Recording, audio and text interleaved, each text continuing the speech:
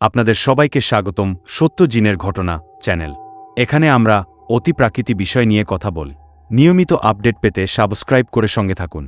চলুন শুরু করি আজকের ঘটনা। অমিতের জিনের কাহিনী অনেকটা রহস্যময় এবং ভয়ের মিশ্রণে গড়ে ওঠা একটি ঘটনা। অমিত ছোটবেলা থেকেই সাহসী ছেলে হিসেবে পরিচিত ছিল। গ্রামের পাশের বনে সন্ধ্যার পরেও ঘুরে বেড়াত, ভয় নামক শব্দটি তার অভিধানে ছিল না। কিন্তু একদিন তার জীবনে ঘটে যায় এক অস্বাভাবিক ঘটনা, যা তার সাহসকে নড়ে দিয়েছিল। এক বিকেলে অমিত তার বন্ধুদের সাথে খেলতে খেলতে অনেক দূর চলে যায়। হঠাৎ তারা একটি পুরনো পরিত্যক্ত বাড়ির সামনে এসে পড়ে। অমিতের বন্ধুরা বাড়িটি দেখে ভয় পেয়ে যায়, কারণ গ্রামের লোকজনের মাঝে প্রচলিত ছিল যে এই বাড়িটিতে জিনের বাস। কেউই সেখানে দিনের আলোতেও যেতে সাহস পায় না, বিশেষ করে সন্ধ্যার পরে।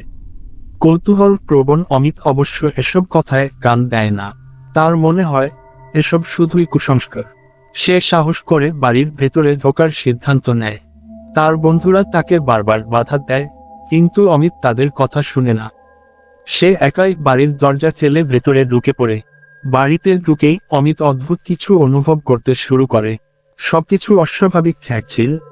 আশেপাশে অদ্ভুত ঠান্ডা, বাতাসে যেন কেউ ফিসফিস করছে, আর মেঝেতে হালকা পদধ্বনি। হঠাৎ করে তার সামনে একটি অন্ধকার ছায়ামূর্তি দেখা দেয়। ছায়াটি ধীরে ধীরে স্পষ্ট হয়ে ওঠে এবং ভয়াবহ রূপ ধারণ করে। অমিত ভয়ে জমে যায়, তার শরীর কাঁপতে থাকে এবং সে কিছুক্ষণ সেখানে স্থির দাঁড়িয়ে থাকে। মুহূর্তের মধ্যে ছায়াটি তার দিকে এগিয়ে আসে, আর অমিত অনুভব করে যেন কেউ তার গলা চেপে ধরছে। দম বন্ধ হয়ে আসার মতো অবস্থা হয়। কোনোমতে তার চিৎকার করে ওঠার আগেই সে বেহুশ হয়ে যায়। পরদিন সকালে গ্রামের লোকেরা অমিতকে বাড়ির বাইরে অচেতন অবস্থায় খুঁজে পায়। তার মুখে তীব্র ভয় এবং শরীর থরথর করে কাঁপছিল। সবাই তাকে গ্রামে নিয়ে আসে এবং সে জ্ঞান ফেরার পর সবাইকে এই অদ্ভুত ঘটনার কথা জানায়।